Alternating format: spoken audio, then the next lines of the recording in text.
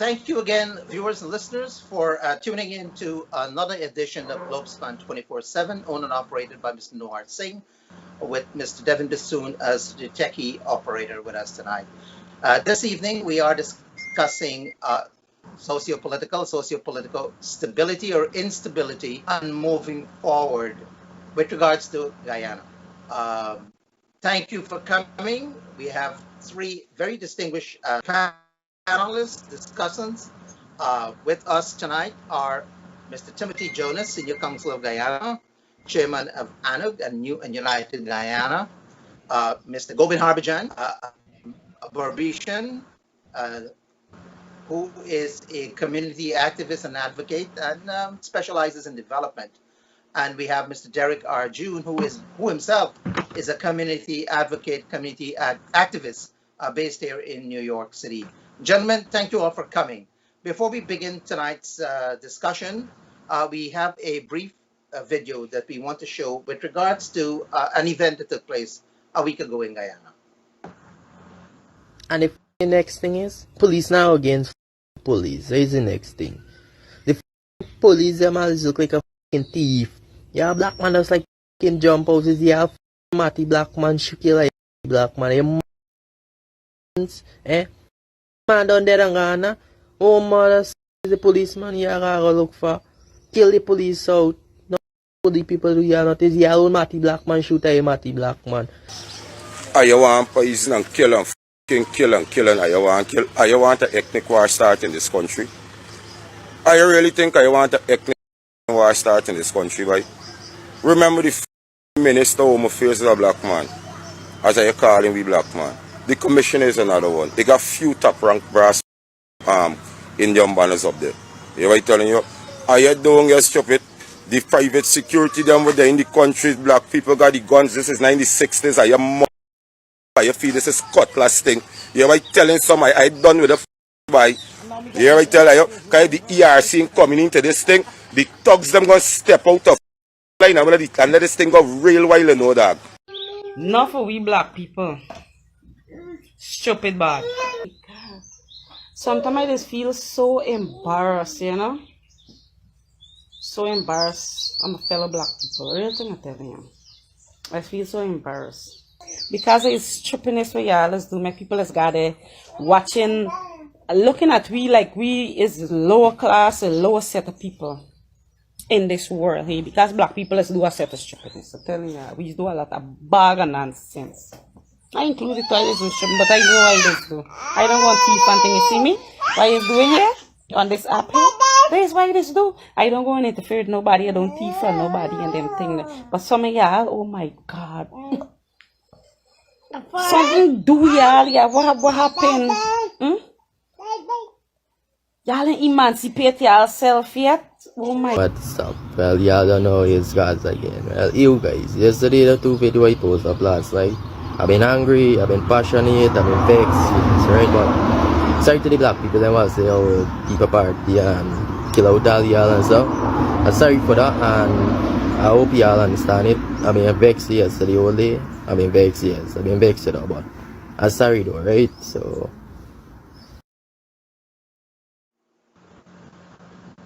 So, gentlemen, let's begin with that as background. A week ago, there was what started out to be a peaceful demonstration in Golden Grove and ended up in a violent confrontation, conflagration, one might say, attacks on people on account of their ethnicity. Let's begin with Senior Counsel, your input.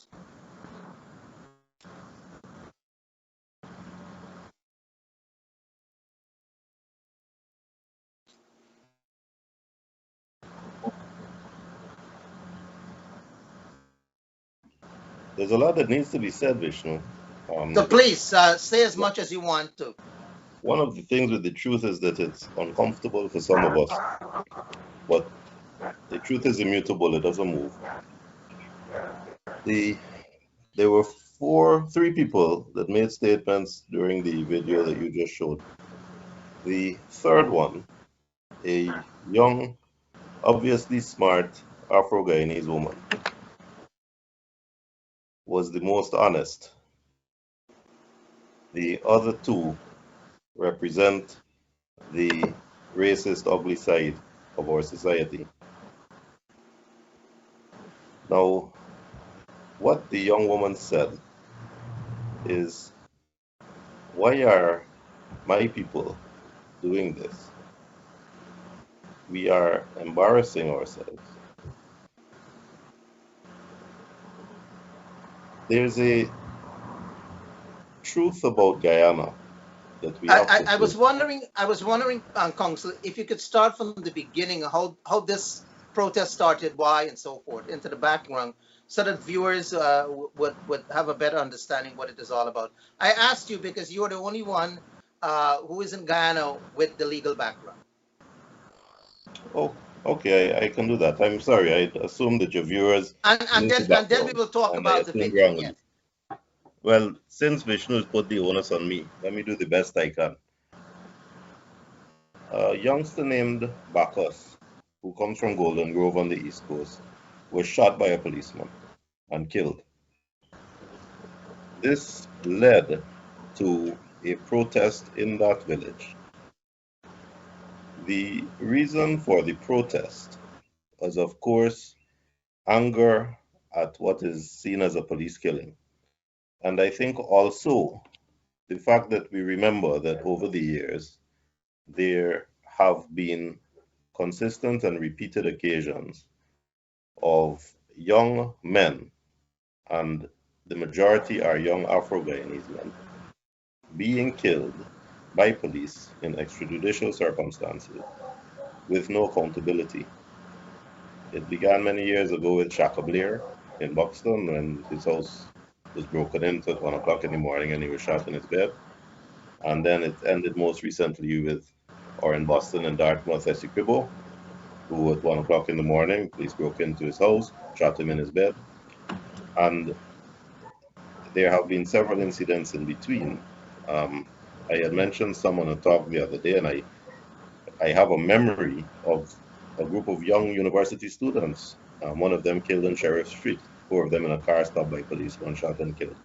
So it's seen as victimization and it is seen as police out of control. But more than that, it's seen as lack of accountability because there has never been a satisfactory, public, transparent investigation leading to obvious and visible justice that everybody can sit back, breathe, and say, justice has been done, let's move on. So, against this backdrop, there was a protest in Golden Grove. Now, young Bacchus's funeral was managed well by a police contingent who was present and directed traffic and all of that. But after that, a protest happened. And the group of protesters were joined by the kind of ready-made mob of thugs that you can find in Guyana easily, of young, unemployed, unemployable, able-bodied, angry people who represent that level of society that is racist and that is hell-bent on looking for an opportunity to steal. And these protests do present that opportunity. And they went down to Moripo Market and they looted in Moripo Market. They threatened people. They burned a vendor's van. They were not opposed by police actively. There was a thin line of police across the road at the Betavawacting area. And having sated their heat, they then returned where they came from, many of them being seen on video carrying the gains that they made in Moripo Market by looting.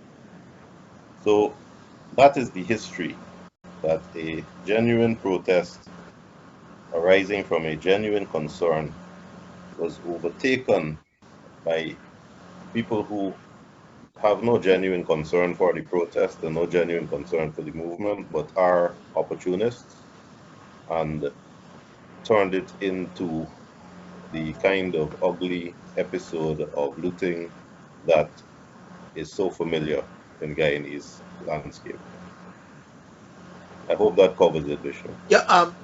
Gobin, Harbhajan, you want to add anything to what Senior Counsel said about the precept that led to the precursor to the protests and the protest, the start of the protest?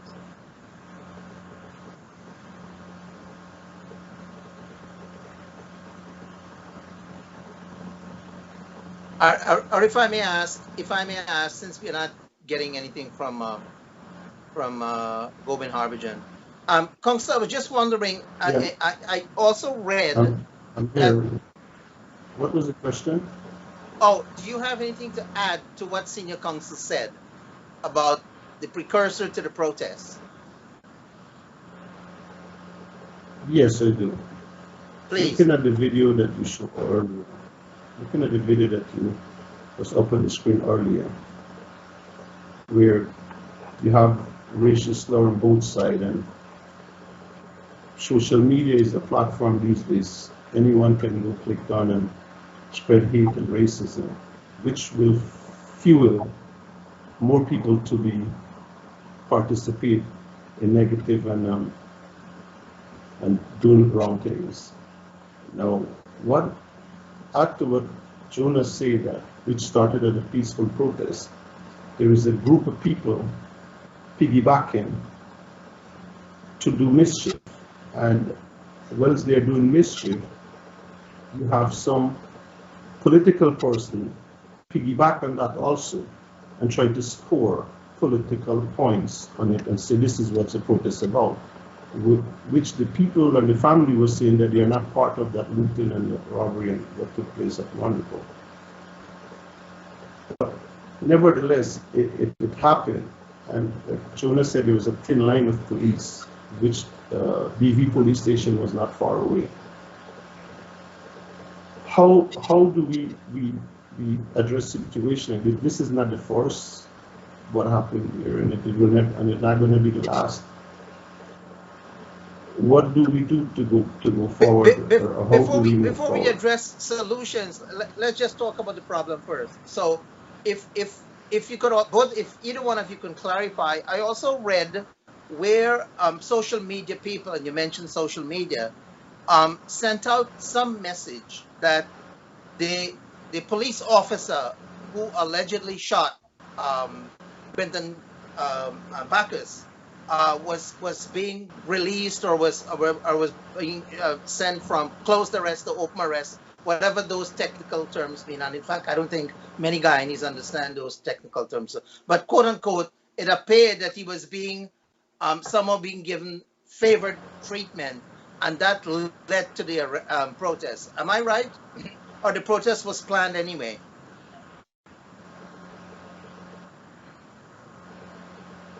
From my take, the protest was planned. Weeks before, the family was calling for an investigation, some sort of justice. So this is not an overnight thing. Yes, the social media, the journalists run with the story. I believe she should have done a little more investigation with the commissioner of police or get his source for it. And when you spread things like that on social media, people will react to it. So that's where to me, in my personal, that's where it started. And okay, then it built with that. Okay, so before I come to Derrick, Arjune, you want to add anything to that, Mr. Jonas? I don't think that I know enough to say definitively that the protest was affected or grew or evolved because of information from the news media. There is a media house that published erroneous information. They are known to be a one-sided media house. This time they may have gone too far, and I understand they fired their editor-in-chief. Good for them. They will not change their stripes in any event. But I think that it would be a stretch for me, based on the information I have, to jump to say that that caused the protest to evolve or to grow. I'm not sure that any of the people who were there looting and stealing and assaulting were very interested in the technicality about closed arrest or open arrest or what happened to the policeman. They weren't concerned about that. Okay, Those Mr. people who Arjune. were looting were not too bothered about Bacchus's demise. Okay, Mr. Well, Arjune, your take now. well, good evening. Thanks for the invitation. I want to take a broader perspective. Guyana became independent on May 26, 1966, and it has remained an independent country. But Guyana has not become a nation. It's a country of 6 races. And what occurred recently will seriously jeopardize the quest for Guyana to become a nation. In fact, two Guyanas are emerging at the moment, and they're forged by partisan politics, and more particularly in the present context, by a government that is seen to be interested in one ethnic group in particular. The looting and undesirable activity that occurred at the Monrepo market has to be condemned. It cannot be justified, but it can be understood. However, the government's reaction in running to Monrepo to help the aggrieved, even offering therapy and counseling, cannot be understood and certainly cannot be justified in the context. The people that looted, as Mr. Jonas alluded to, are persons without, many of them without jobs, many of them without hope, many of them are angry. And some of them played out that frustration and anger at Monrepo. Again, I say it's not justified. But one has to understand the context within which we're operating. You have these people out on the road seizing an opportunity to show their anger and frustration. And then you have government officials in the coolness of government precincts sitting down and deliberating and methodically taking materials and money, I believe, to Monrepo victims shortly after this event. In fact, it might have been the next day.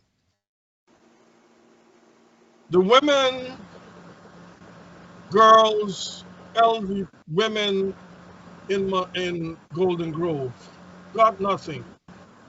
They were shot at with rubber bullets and pellets. And then the president came to Golden Grove touting the theme of One Guyana and asking them to believe in a justice system that had failed them, a justice system that caused them to protest for justice, a protest that they were using for recognition that they were Guyanese too. They weren't treated like Guyanese. This separate and disparate treatment that the government showed in this most recent incident is a serious blow to both race relations and building a one Guyana. Our leaders must be motivated by what is good for the national interest and not what is good for a community that voted for them at the last election. It is time for our leaders to throw off this narrow ethnic thinking and adopt an encompassing national thinking that seeks to promote and protect all Guyanese. Harbhajan, do you agree with the statements stated by Mr. Arjune?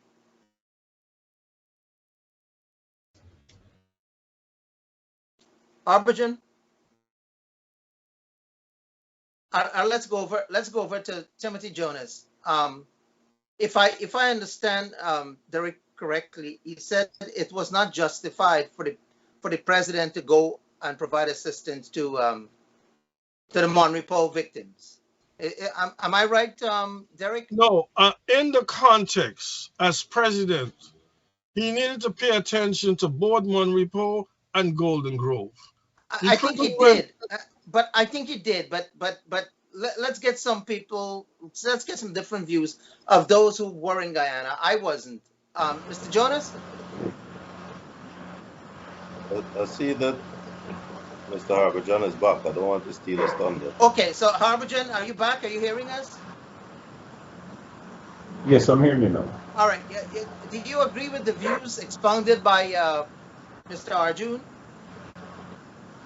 Yes, some of it, or most of it, I should say.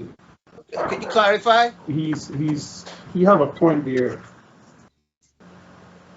Well, based on what he's saying, I missed some of it because the signal is bad. But listen to the first paragraph, what he said about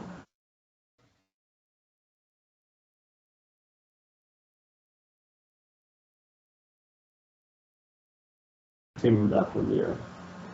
That you have to look at things more on a broad base. If I hear him clear, so I'm getting signal or not.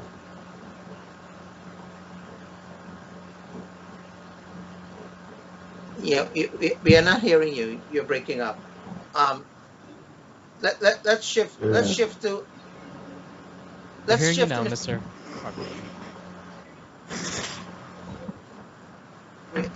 Are you getting? I'm not getting anything. Mr. Harbhajan, can you talk again for us? Can you repeat? Yeah, as I mentioned, that some of the things that Derrick said, I agree with him to most extent. And where he mentioned about the central government and the area that they focus on, if I hear him clear, and what would angry some of these people to go that way, not in the violence protests, what would have been, uproar. I mean, I wasn't hearing most of what he said. Okay. We seem to be having some issues. I'm still not hearing. Yeah. Let's get Mr. Jonas. Mr. Jonas, sorry I have to bother you again. I heard Mr. Arjune say that although he condemns the protest, he finds that the looting was understandable.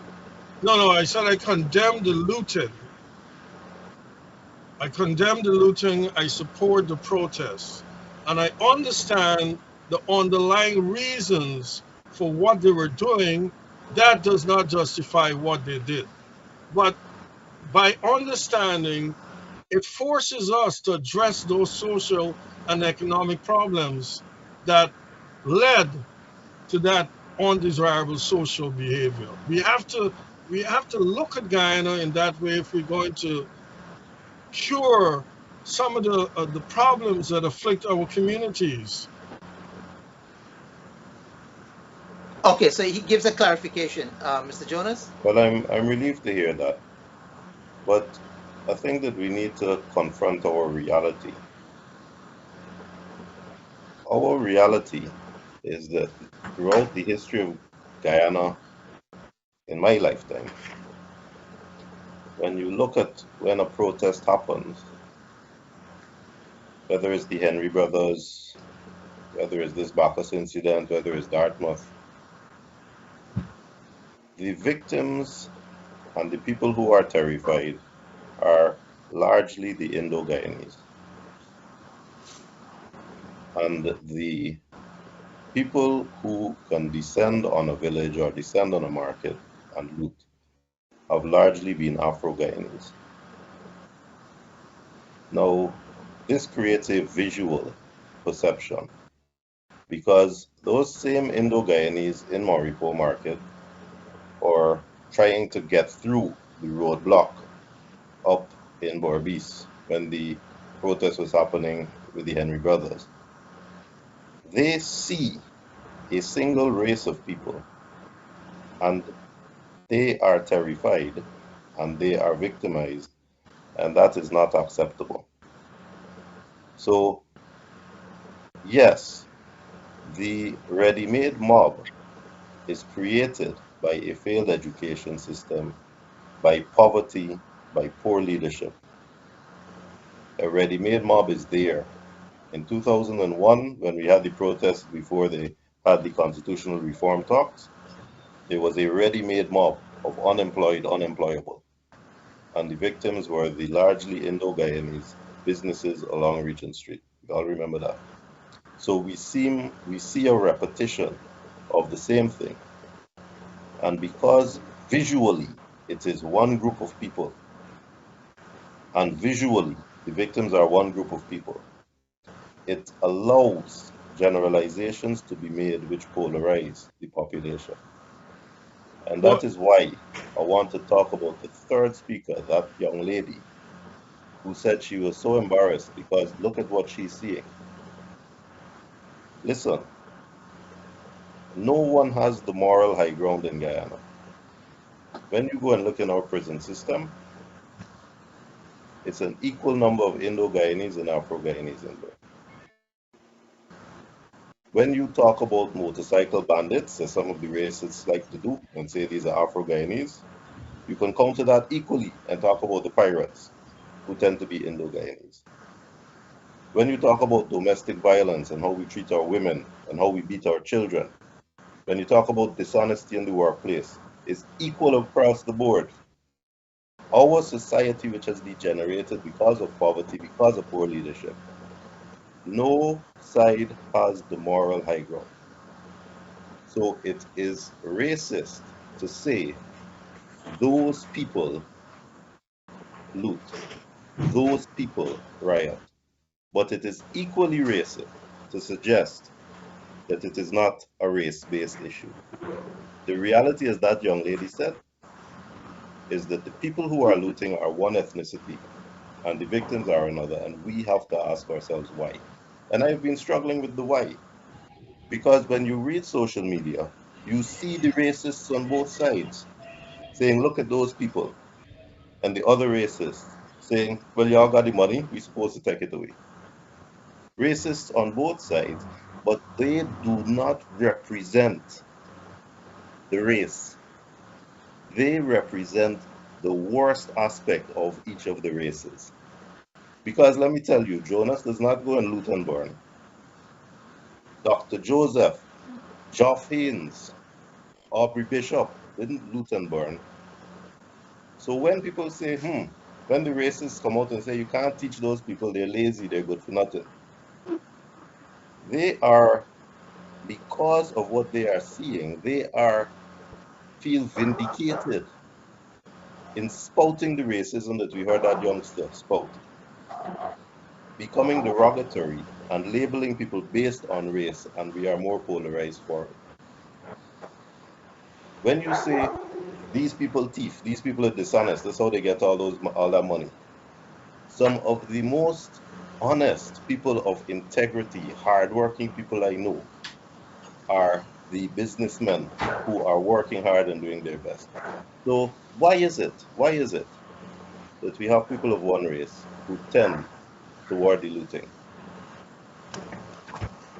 I think that is what we have to ask ourselves. Okay, so before we're gonna get a why from both of these gentlemen. Before I do that, I just want to clarify a statement that Mr. Arjune made, that the president went and empathized with the Indo-Guyanese victims of Monrepo and not of Golden Grove. And I think the president went both, if I'm not mistaken. Yes, he went to Golden Grove first because the incident happened on that day and he went immediately. No, he went to Monrepo first. Yes, yeah, that's what I meant. I went Monrepo first. In fact, I saw a video in which Senior Counsel Timothy Jonas really applauded the president for the way he handled the problem at the time. So let's hear your perspective now in trying to explain the why to the question posed by Timothy Jonas. Well, you know, let me just go back very quickly. The grievance were in Golden Grove initially. That's where we had our problem. And the protests, unfortunately, spiraled into the Monrepo market.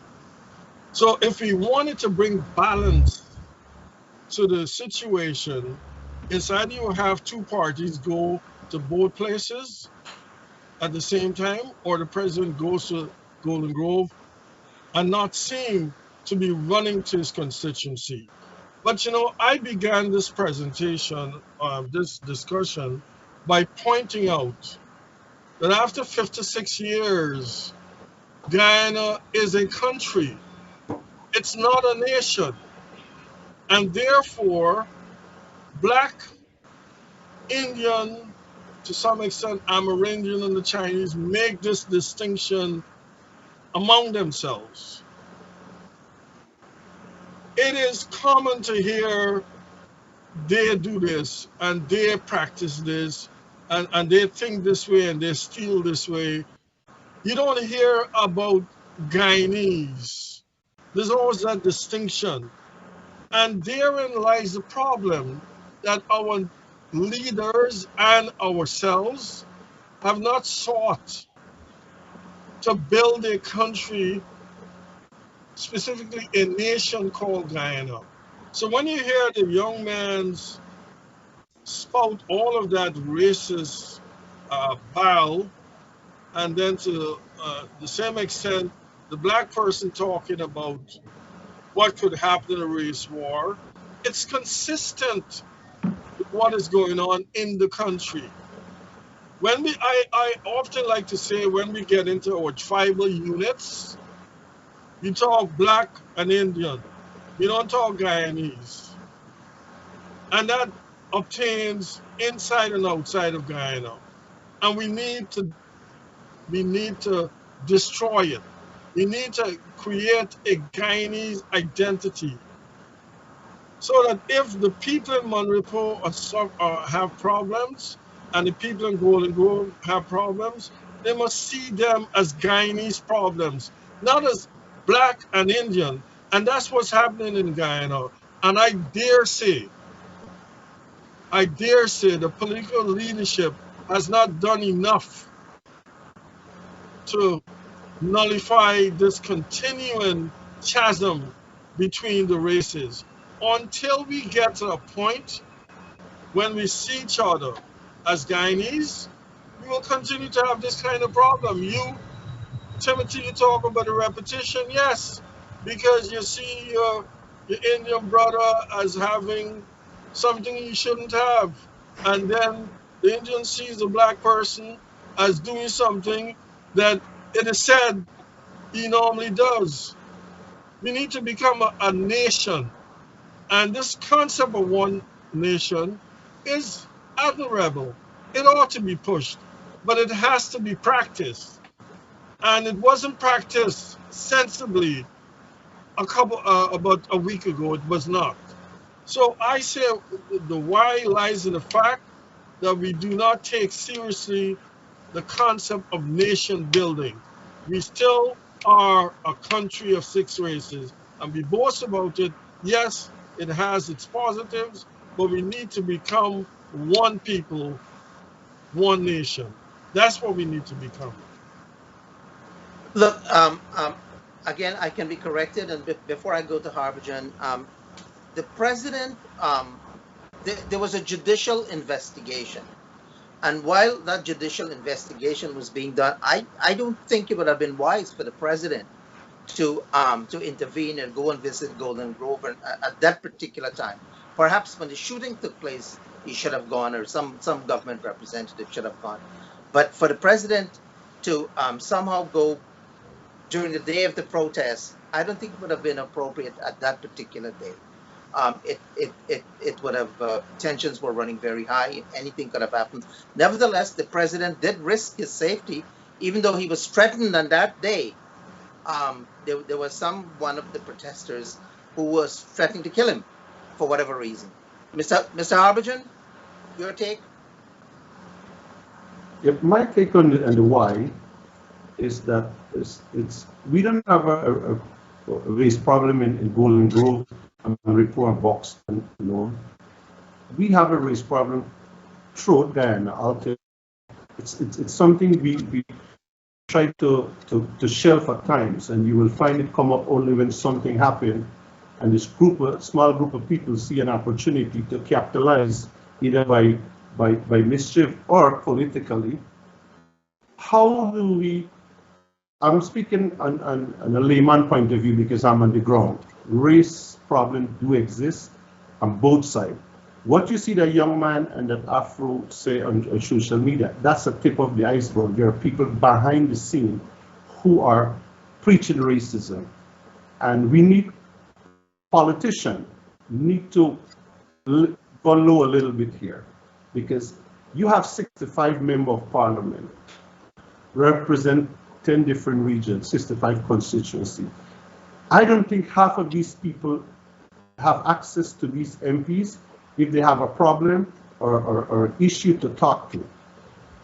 Jonas mentions, and I saw something in his video the other day, which I agree with him, is that you have too many young people on both races idling, doing nothing much, right? And this is going to happen again. We are talking about this one incident. This will happen until we, as grown politicians who put ourselves to lead community in our constituency, bring ourselves to the level of the sixth race that Derrick talked about. I've been on the other side in the coalition. I was with the AFC. I thought that was going to be the bridge gap between racism and division. I was wrong. People, AFC fall short, people disappointed with what happened. Now we have to pick up the pieces and go back. We have to start now. We have to go in education, training in communities is key. You have the Venezuelan coming in this country, got 15, 20,000, the Trinidadian, and they come the next day and find jobs. Do they have skills that we don't have here? We need to get, central government need to look into these religious and NGOs, organizations within community, give them some injectional finance, and get them to deal with issue of getting youths out of it. If not, they're gonna sit then social media all day and look at the negative few that say, and they're gonna put them in their head. As soon as something happens, they burst out. We have to start looking at that. Vishnu, we can sit all day. It's easy to sit and find problem. That's an easy thing, but solution is what we needed. What happened at Golden Grove and East Coast and Boston in 2002 and all, it will, I believe if we don't start to look at that track right now, what we do as government and the opposition right now, yes, we look at it about economical, financial growth in a country, and we lost track of our youth right now. We have to pay attention to them.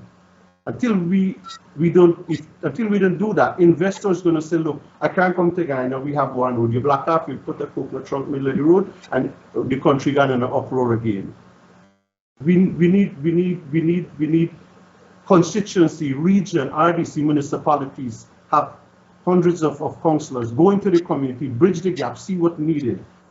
Years ago, I remember every Sunday, our parents and village people used to go play cricket at this ball field, bring people together, no matter which races. All those things fade away. All gone. Timothy, you got some of the whys, the answer to the whys. You want to add? You have your own perspective? Harbhajan said the right thing that I think we need to start with. You got poor and unemployed Indo-Guyanese, you got poor and unemployed Afro-Guyanese, young and able-bodied. But you never hear that a group of protesters from Lusignan are going to the Plaisance market to loot. You never hear that. If you heard that, the people from Plaisance would suck their teeth and say, let them come. We have to ask ourselves why it is that there is a fear in the Indo-Guyanese community, and there is a tendency when there's looting that it is from Afro-Guyanese. We have to ask ourselves why, and I have a number of reasons why that I would like to discuss with you. The first reason that I see is poor leadership. And we're talking in addition to the fact that our poor leadership has led to poverty, lack of education, lack of jobs, and the $60,000 minimum wage. There's more than that. I heard Christopher Jones the other day talking to his people on the East Coast, talking to APNU supporters. and saying to them, Afro-Guyanese can't get a loan from the bank in situations where, in identical circumstances, an Indo-Guyanese will get a loan from the bank. That is a lie. And what Christopher Jones is trying to do there is he's trying to persuade his supporters, not his supporters, APNU supporters. He would leave APNU and not a single vote would go there.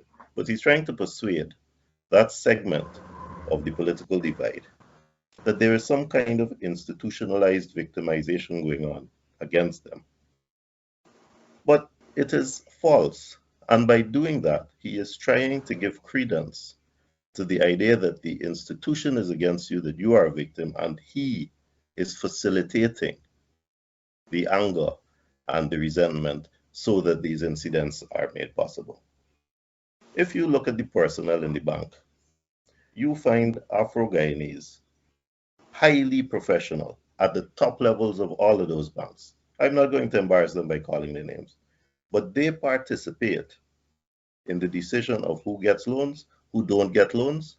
They talk about the security that they want, if they want a guarantee from a guarantor to repay the loan, if they want a property to be mortgaged or a car to be offered a security for repayment of the loan, and the criteria are the same no matter what you look like, proof of income. So for him to say with a sweep of his hand that one side gets loans and the other side doesn't, is to insult those very people who are in the bank acting professionally, but because they are not political, don't want to come out and say, man, you're a damn liar. If their leaders of the APNU are willing to fool their own people, to suggest to them that institutionally as a people they have been victimized, what is the end result? The other aspect is the fact that the police and the army are predominantly Afro-Guyanese. So that when you are protesting, you are seeing someone who could be a family, who could be related to you, who might know your auntie from back in the village. And I think that needs to be changed. It cannot be changed at $6,000 to $80,000 a month. There needs to be better pay in the police force so that you are attracting better quality of people and you are attracting a broader spectrum of people in the police force. There's also the fact Let that, me finish, let me Derrick. finish if you don't mind. There's also the fact that physically, Vishnu, we're bigger than you. You know, when I think back to the schoolyard, which is the purest form of a pecking order, and I think of the men that you didn't mess with, names come to mind. Skeet, Hubbard, Monroe, Edgell. No Passads and Grand Passads rank there.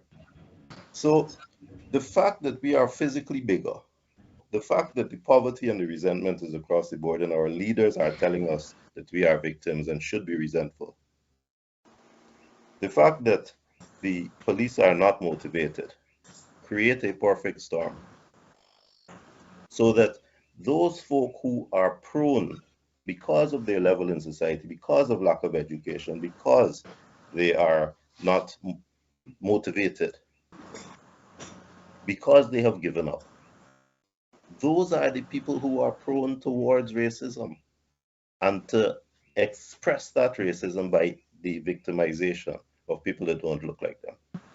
And it has to stop.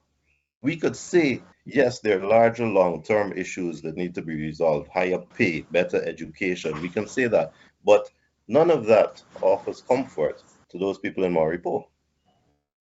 Now, for me, when I saw that 6 of the looters were, well, of the alleged looters, were brought before the magistrate's court, one pleaded guilty, was charged with riotous, was convicted of riotous behavior or something like that, and given a fine. Vishnu, the way to stop this is to make the penalties serious. To me, because we are so fragile in our transportation system, one of my members of staff, when she heard that there was problems on the East Coast, had to leave work so she could get home because she lived there and she's terrified and she doesn't know what she's going to face. To interfere with people traveling on our public roads must be a felony. It must have jail time in it, not $20,000 fine. To assault someone or to loot or steal goods during the course of public unrest must be a felony. It must have long jail time. It mustn't just be a slap on the wrist. People must know that when a picture is taken of you riding a bicycle or carrying your loot back, that you go into jail. That this thing is not going to be dealt with easily because it is unacceptable, no matter what the causal factors. It is unacceptable for you to be using that excuse that you're a victim, using that excuse that you're unemployed, that the government doesn't care about you, to go and rob somebody you never met who is there working. Mustn't happen anymore. So that's my immediate solution. But I do not want to detract attention from the long-term solution, that our leaders have to understand that they need to start paying. They need to start improving education. The oil money that is coming mustn't be going for contracts for family and friends. The oil money that is coming must be going towards NIS, towards education programs, towards unemployment and sickness benefits, towards making sure that people have and feel that they have a real opportunity to progress and are not finding themselves unemployed and underemployed sitting on the road. Cash handouts will not do it. Part-time manufactured jobs in Essequibo, giving people $40,000 a month, will not do it. We need real, meaningful programs, but in the meantime, we cannot have Guyanese victimized. They gotta stop. Before Derrick comments on the issue of education and looting and rioting, I was told yesterday, and I was shocked that one of the persons carrying that sack of onions or potatoes on that bicycle was the headmistress of a school. That to me is unbelievable, that you'll have an educated person being involved in that kind of behavior. Derrick.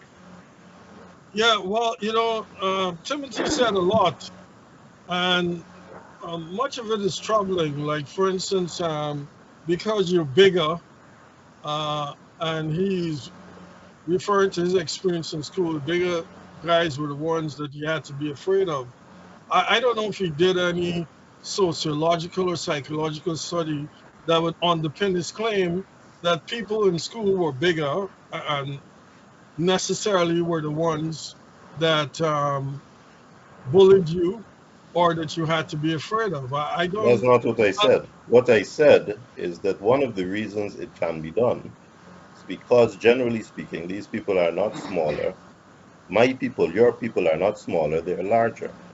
But when you say and if you heard, and the example I gave is that if you heard that there's a group from Lusignan going to rob in Pleasant, there would be a general sortie. And I challenge you to criticize that statement. No, but I'm trying. When you say bigger, in terms of mass or in terms of individual size, what exactly do you mean bigger? You don't know what I mean? No, I don't. Of course, it would be physical size. Have you said Arjune, No, wait I a second. am 6'2" and 190 pounds. What about you? You want to ask Vishnu? There's been no correlation between somebody being big and someone having a greater propensity to violence. And I never suggested No, that. he's for not you to saying suggest that. one shows He's a dishonest approach to this conversation. No, because I never suggested that. I'm trying to understand the distinction. But let me move on to something else. With regard to what Christopher Jones said, I'm not defending Christopher Jones, but I am defending the fact that we do have racism in Guyana. And you want to parse racism in Guyana, and I guess in a minute way.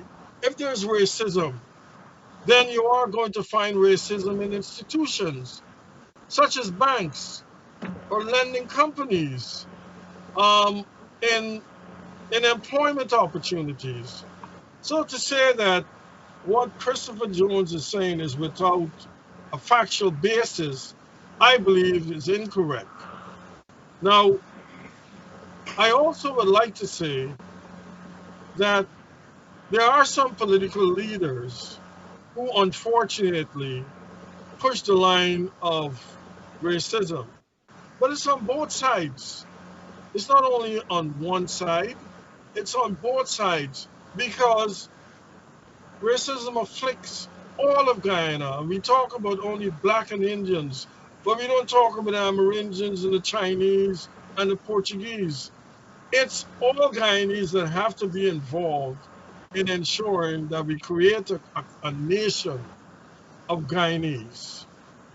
And so that's what I want to say. I also want to add that, Vishnu, you just talked about the woman who was a headmistress, and supposedly had a bag of onions.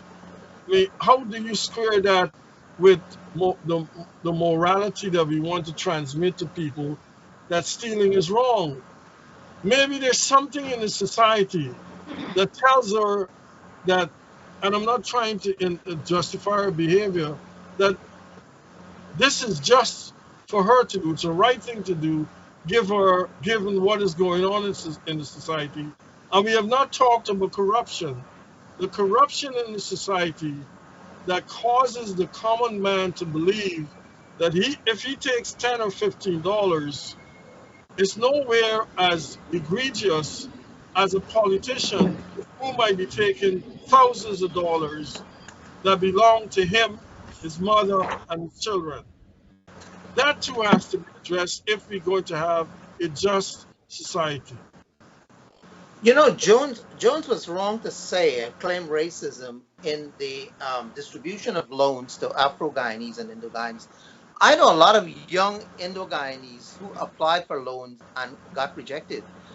I could tell you that I took people in Guyana who asked me to stand for them to get loans. They wouldn't get it because they had no security bond in order to be given the loan. A bank will not give you a loan just like that. You have to have something that you could submit as a bond that they could say, okay, we'll recover our money by, this is not such a bad risk, we can lend our money. I myself tried to get a loan and they wanted security from me before I could get a loan. And I mean, I don't think anyone would consider me to be a high risk, even though I don't have much of an income anyway. Go ahead, Harbhajan.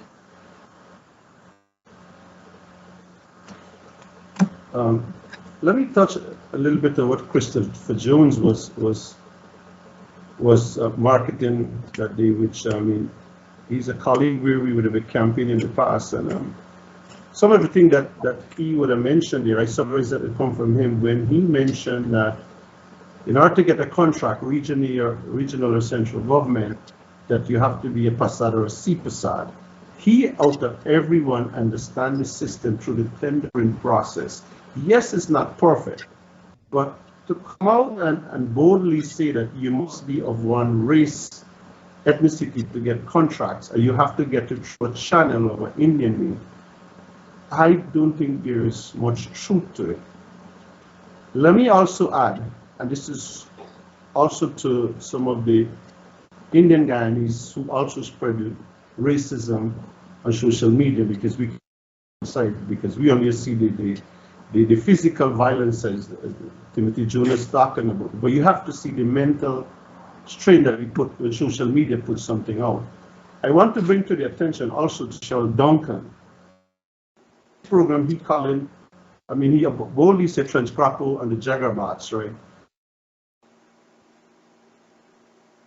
There's an opportunity out in all regions, and if you check most of the government agencies, over 60% of people employed at NIS, GRA, regional, or wherever is Afro-Guyanese.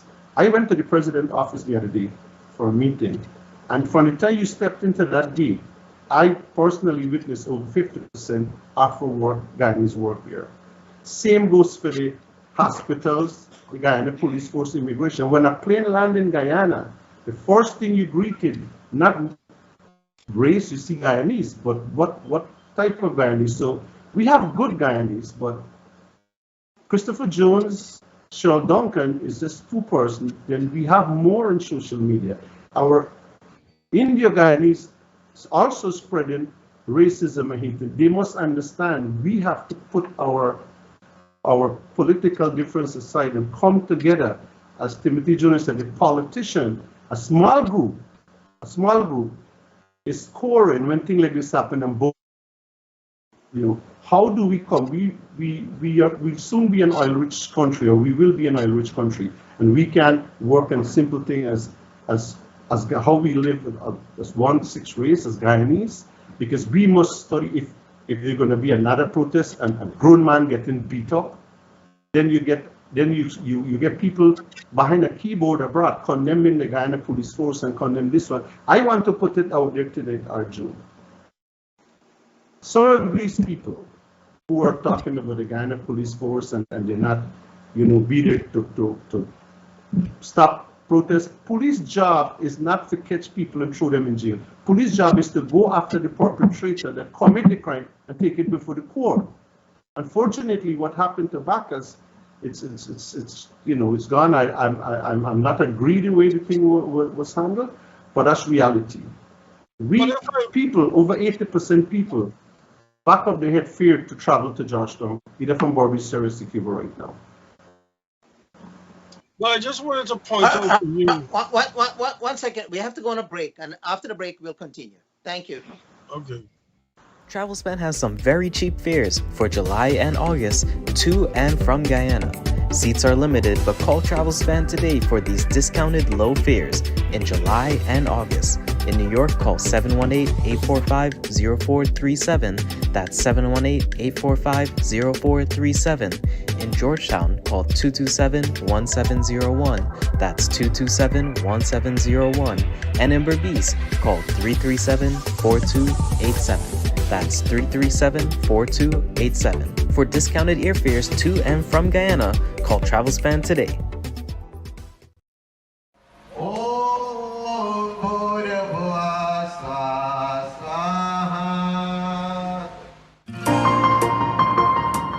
Is when this wedding got done? Right now my belly burning for the 7 curry. But them fancy people just call it vegetarian food. I just call it 7 curry.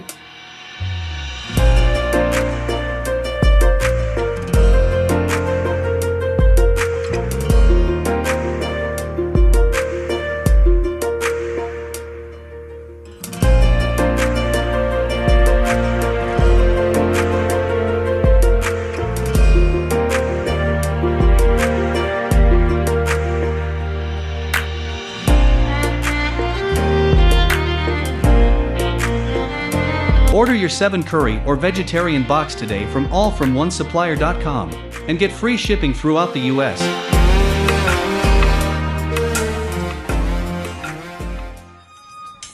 Oman!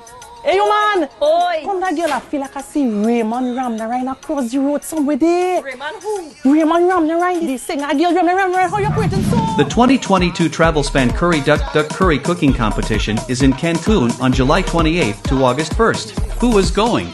The duck and the curry going for sure, plus Raymond Ramnarine, Terry G, young upcoming dancer and singer Ariana, Randy Reckless, and the Reckless Tassa Group. The competition for the best tasting duck is in Cancun for 2022.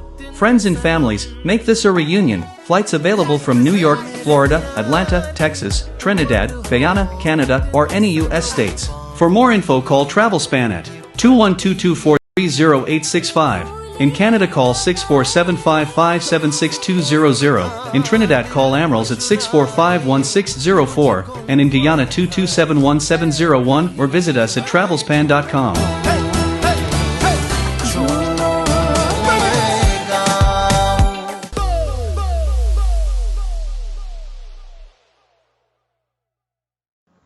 So, welcome back, viewers, listeners, to Globespan 24x7. Owned and operated by Mr. Nuhar Singh, with Devin Bissoon as our techie operator. We are discussing tonight socio-political stability or instability and moving forward in Guyana. We have 3 distinguished panelists tonight. Mr. Harbhajan Singh out of, Mr. Gobin Harbhajan out of Guyana. I was thinking of the cricketer. Mr. Timothy Jonas, Senior Counsel, Chairman of ANUG, and Mr. Derrick Arjune out of New York City, and I'm Vishnu Bisram, the moderator. Let me just give Harbhajan to wind up his thoughts and comments, and then we'll go to Derrick Arjune. Harbhajan, anything else you wish to add? Yeah, yeah, but I want to also let my let some of the Guyanese or let the Guyanese people know there with who bent on preaching racism and division that the 2020 election, in order to get the PPP to cross the line, Afro-Guyanese would have to contribute some of those votes. Also, who would have left the AFC to come across to make sure a vote was there. So the people out there need to know that it is not a government of one race, right? An opposition of one race. Politicians, we have to tell our grassroots and our party people at the bottom, trying to move Guyana forward. Okay, Derrick? Well, no, I just wanted to make one point. There was talk about the police force and how difficult the job is. But I wanted to point out that that the protests in Golden Grove bore fruit, because it was Sunday I saw a press release from the DPP saying that that they had received a report from the police complaint commission. Excuse me if I say that incorrectly, but I know on Monday policemen were charged in the murder of Quindon Bacchus. So the people in Golden Grove had to protest to get a measure of justice. Justice would not be accomplished until there's a full hearing, and whoever is responsible is indeed found guilty or not guilty. So there was a place for that protest, and there's a recognition that within Guyana, the judicial system does not work well for some people, and therefore they have to go to a protest or demonstration in order to have their voices heard. And Golden Grove was a good example. Well, Mr. Arjune, there's the are you opposite side. promoting There's that? the opposite side of that as well, which is that because there was a protest, the commission came back with a certain recommendation. You see, it's very difficult to say that it was the protest that triggered this report from the Commission of Inquiry by former Justice, retired Justice Ramlal. One has to give the inquiry time, and applying pressure on it through protest is not going to lead us to what really happened and whether there is guilt or not. Harbhajan, I interrupted you. It's easy for you to say that when you're not a victim, or a member of the family or something. But go ahead. Harbhajan? Yeah. Arjune, what you're trying to apply is that because of the protest, some form of justice has come out, and you're promoting that in order to get your voice or get any sort of justice when things go wrong, is protesting. I believe that because of what came out with the editor of that media house would have give wrong information. From my understanding, because I have my source in the Guyana Police Force, that there was an investigation and there was some recommendation to this case. So eventually you would have lead to DPP or charge been recommended, but because of the mislead of information would have triggered that. But I don't think that the system act because of the protests. I disagree. Well, that's fine, but I've seen it. I've seen it in this country many times, and I believe in Guyana, the same thing happened over the last few days. That protest had an impact on the recommendation and eventually charges. Let's hope that the consciences of those in the judicial system remain alive and loyal to the ideals of justice as this particular case makes its way through the system. But justice should not be based on a protest or on pressure group. It should be based on evidence and genuine non-partisan investigation. Council, am I right? Investigation. Let's ask the senior counsel. I think we have to be very careful about the conclusions we draw. And I think we have to be even more careful to appear to be seeking to justify what happened by saying it led to a decision to charge the police officer. There's no justification for what happened, and it's important to separate out the protest that was by the people who were genuinely concerned, the family of the victim Bacchus, from the thuggery that we saw in Mariupol. It would be a stretch to suggest that the protest by the genuine family of the victims led to any extra action by the authorities. This isn't the first protest we've had, and this isn't the first occasion of death of a civilian at the hands of the police. So if there have been previous deaths and previous protests with no happy result, why are you suggesting that the protest on this occasion had a happy result? That doesn't make sense. It has to be something else. That being said, we have to systemically fix it. And the way to systemically fix it is, first of all, to ensure that there are serious penalties for people who participate and benefit from civil unrest, from assault, from theft during civil unrest, from blocking the roads. And then the authorities have to do something that they have woefully failed to do, which is to empower the people by improving their education, improving their standard of living, improving employment opportunities, improving minimum wage, so that you do not have that ready-made mob in almost every village, Indian and black, driving up and down the coast and the banks of Guyana. Harbhajan.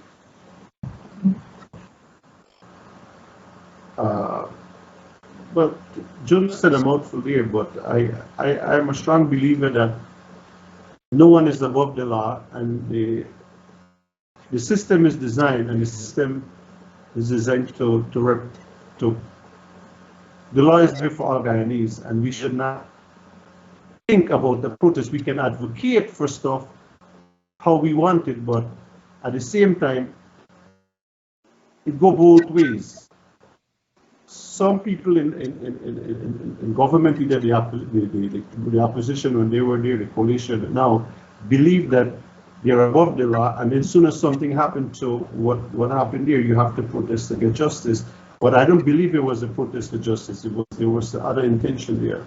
So until we try to go into this depressed community, like I mentioned earlier, we must engage these councillors and members of parliament and NGOs and religious body community, up with ideas, put forward to central government how we can educate them, how we can create jobs, and they can fit into skills or some program. We cannot want to run the thing that only with certain people will get job, and if you look like most of the skills people heading out to Georgetown, be unskilled people left back in the country area.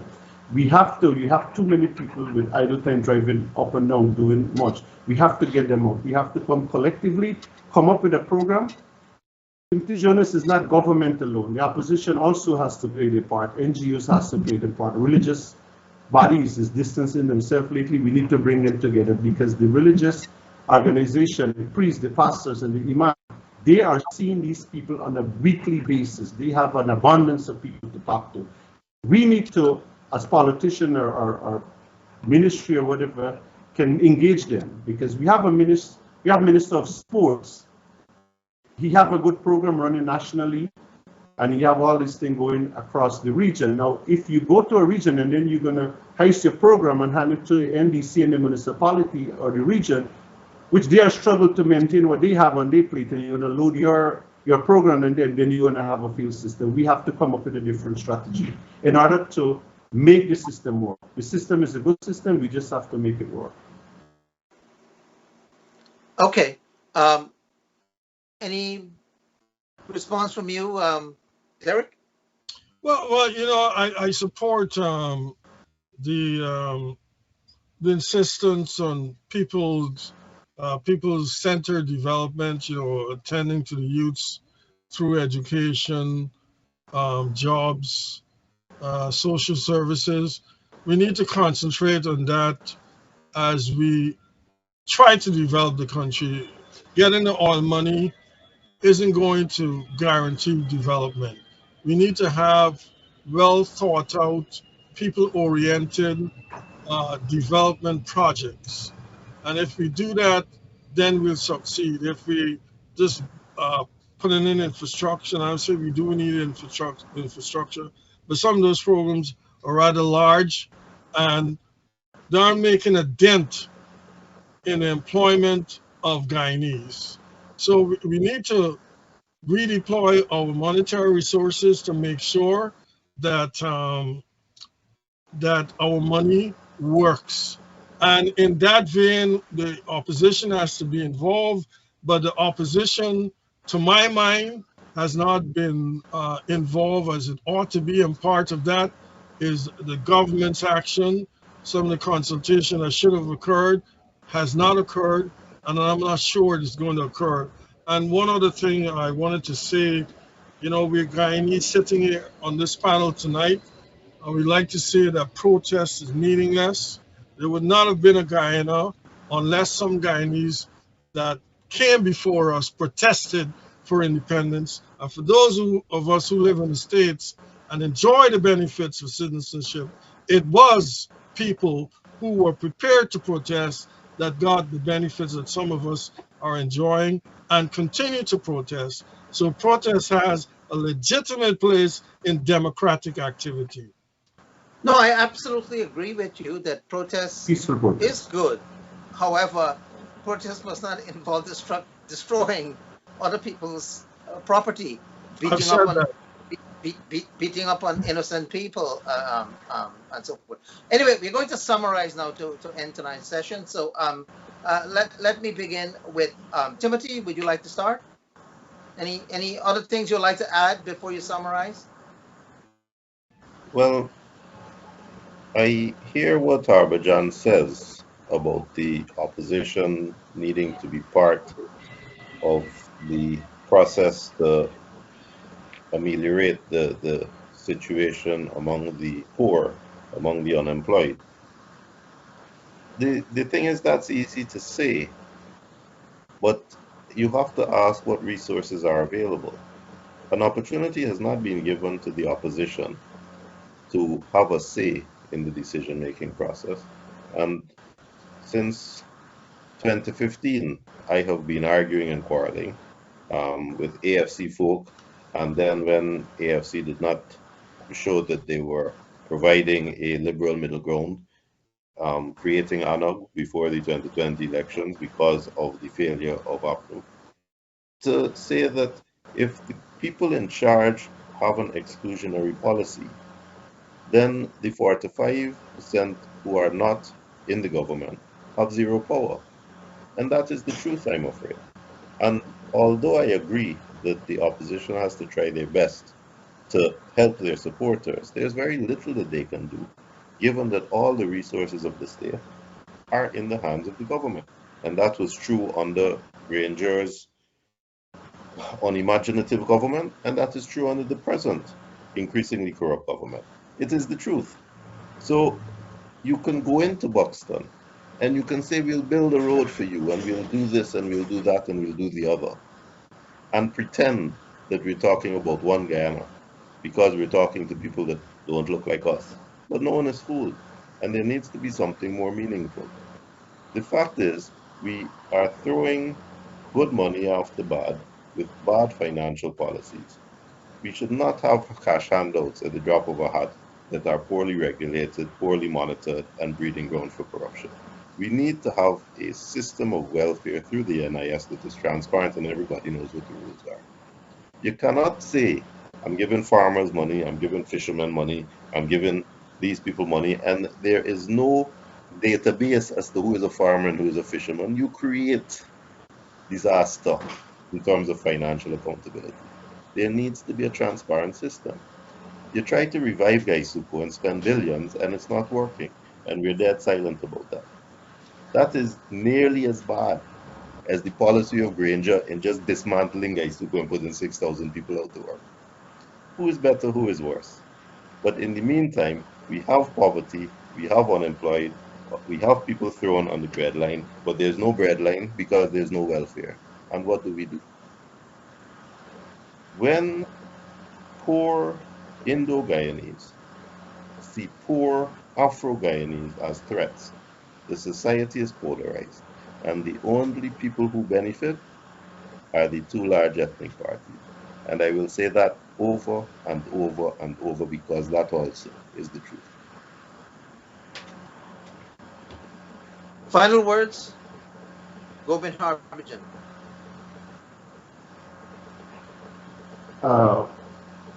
Back to the topic and my final words on the way forward for all my Guyanese brothers and sisters who listen in, and to some of the officials who listen in, who represent different constituencies across Guyana, mayors, regional chairmen, REOs, councillors. You are the first phase of your community. You need to go out there, bridge the gap between central government and your constituency. Put forward proposal at your NDC statutory meeting. Go in a matter if an Afro community or an Amerindian community or an Indian community. See what needed. As it is now, you need a place where you can develop, make recommendation to central government, because not when a minister or president running every region, everybody flocking, when the official them driving around with the 4x4 and the AC go high. You got to do what you have to do and help to bridge this gap. As Timothy Jonas said, if we don't start work collectively, and if we keep put the pressure on the top level, we can send pressure to the top, but we cannot allow the top level alone to share the responsibility. We have to do our part with the opposition, NGOs, religious body, and government. Derrick, Arjune. Yeah, well, thanks again. I believe these conversations are important. I commend Nohar for trying to bring people together to find solutions. And in finding those solutions, I believe not only must we talk, we must act. We must have government officials who believe in a one Guyana and act like that. We must have civic society who embrace the idea and act like that. And we must have a citizenry, as my fellow panelists have said, that must get involved. I would like to urge Guyanese that we have a bountiful country, but it will not become a bountiful country to each Guyanese unless they become active. And if that means petitioning the government through the court or protests or demonstration, it has to be done. The country belongs to every Guyanese, regardless of race, creed, or ethnicity. And we must not be cowed by those who would say to you that your protest is no good. You protest in a way consistent with the law. You demand in a way consistent with the law. And if the government isn't responding, then you must find ways to ensure that the resources of the country are divvied up in an equitable manner. The last thing I want to say, and we haven't touched upon it, is that corruption is eating at the very fabric of Guyana, both top and bottom. And if people are going to believe in the future of a prosperous and stable Guyana, then those in authority and the people at the bottom must ensure that officials obey laws, spend money in a manner consistent with financial laws, and demand that if officials break laws, that they face the courts just like the looters or anybody else that might be engaged in petty crime. Thank you. Timothy Jonas, your final word?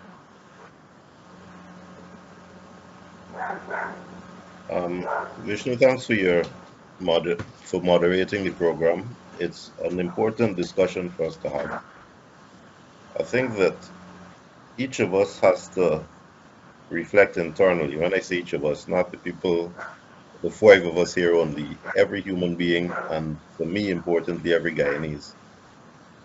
If you have 100, if you have 99 experiences of people of one race, and that colors your mind so that you expect a type of behavior from the 100th person you meet, you have become racist. We need to face each person with an open mind as a human being, and we need to internalize that. Because the fact is, there are racists on both sides. But I genuinely believe that in the majority, Guyanese live together cohesively and happily, and want to live together cohesively and happily.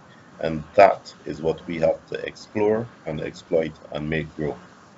But to do that, we have to draw the line and make it very clear that none of us will tolerate racism, whether the racism is from the people who don't look like us or whether the racism is from the people who look like us. We will fight racism every step of the way because that is the only way for us to progress and build the trust that is so necessary. Thank you. That'll be the final word. I want to thank you, gentlemen, for joining us tonight, taking important, precious time away from your other responsibilities. Thank you and good night, all. Thank you for having me. Tune in again Monday when Thank you, Globespan Vishnu. will be on the air again. Good night. Globespan